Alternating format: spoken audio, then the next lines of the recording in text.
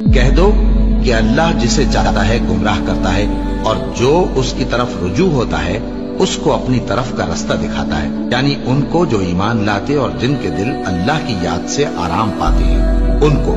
اور سن رکھو کہ اللہ کی یاد سے ہی دل آرام پاتے ہیں۔ جو لوگ ایمان لائے اور عمل نیک کیے ان کے لیے خوشحالی اور عمدہ ٹھکانہ ہے۔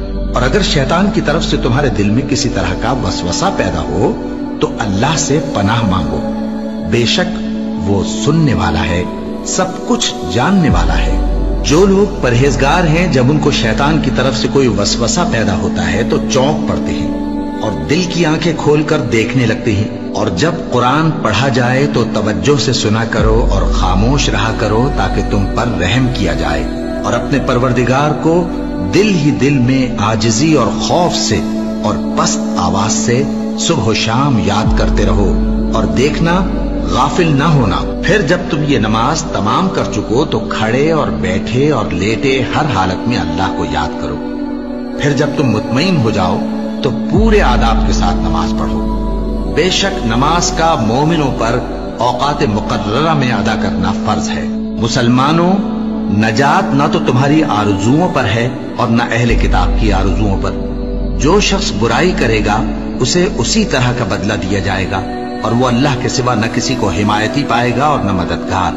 اور جو کوئی رحمان کی یاد سے آنکھیں بند کر لے یعنی تغافل کرے، ہم اس پر ایک شیطان مقرر کر دیتے ہیں تو وہ اس کا ساتھی ہو جاتا ہے، اور یہ شیطان ان کو رستے سے روکتے رہتے ہیں اور وہ سمجھتے ہیں کہ وہ سیدھے رستے پر ہیں، یہاں تک کہ جب وہ ہمارے پاس آئے گا تو اس شیطان سے کہے گا کہ کاش مجھ میں اور تجھ میں مشرق و مغرب کا فاصلہ ہوتا، تو برا ساتھی ہے۔ اے اہل ایمان، اللہ کا بہت بہت ذکر کیا کرو اور صبح و شام اس کی پاکی بیان کرتے رہو۔ وہی تو ہے جو تم پر رحمت بھیجتا ہے اور اس کے فرشتے بھی، تاکہ تم کو اندھیروں سے نکال کر روشنی کی طرف لے جائے۔ اور اللہ مومنوں پر مہربان ہے۔ اور صبح و شام اپنے پروردگار کا نام لیتے رہو، اور رات کو بڑی دیر تک اس کے آگے سجدے کرو اور اس کی پاکی بیان کرتے رہو۔ اے نبی، یہ کتاب جو تمہاری طرف وحی کی گئی ہے اس کو پڑھا کرو اور نماز کے پابند رہو۔ کچھ شک نہیں کہ نماز بے حیائی اور بری باتوں سے روکتی ہے، اور اللہ کا ذکر سب سے بڑا ہے، اور جو کچھ تم کرتے ہو اللہ اسے جانتا ہے۔ مومنوں، جو پاکیزہ چیزیں اللہ نے تمہارے لیے حلال کی ہیں ان کو حرام نہ کرو، اور حد سے نہ بڑھو کہ اللہ حد سے بڑھنے والوں کو دوست نہیں رکھتا۔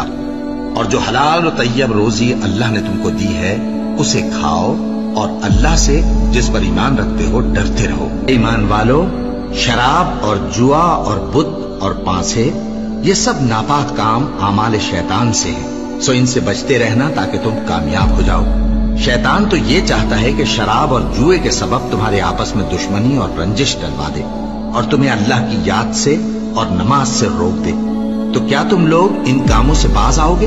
جو شخص نیک اعمال کرے گا، مرد ہو یا عورت، اور وہ مومن بھی ہوگا، تو ہم اس کو دنیا میں پاک زندگی بسر کروائیں گے اور آخرت میں ان کے اعمال کا نہایت اچھا صلہ دیں گے۔ سو جب تم قرآن پڑھنے لگو تو شیطان مردود سے اللہ کی پناہ مانگ لیا کرو۔ حقیقت یہ ہے کہ جو مومن ہیں اور اپنے پروردگار پر بھروسہ رکھتے ہیں ان پر اس کا کچھ زور نہیں چلتا۔ اس کا زور انہی لوگوں پر چلتا ہے جو اس کو رفیق بناتے ہیں اور اس کے وسوسے کے سبب اللہ کے ساتھ شریک مقرر کرتے ہیں۔ سو تم مجھے یاد کیا کرو، میں تمہیں یاد کیا کروں گا، اور میرا احسان مانتے رہنا اور میری ناشکری نہ کرنا۔